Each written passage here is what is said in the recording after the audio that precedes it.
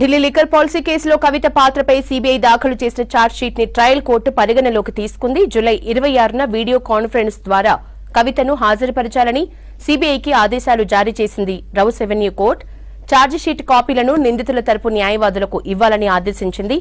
CBI అదనపు ఛార్జిషీట్లోని అంశాలపై విచారించిన కోర్టు ఈ మేరకు ఉత్తర్వులు జారీ చేసింది.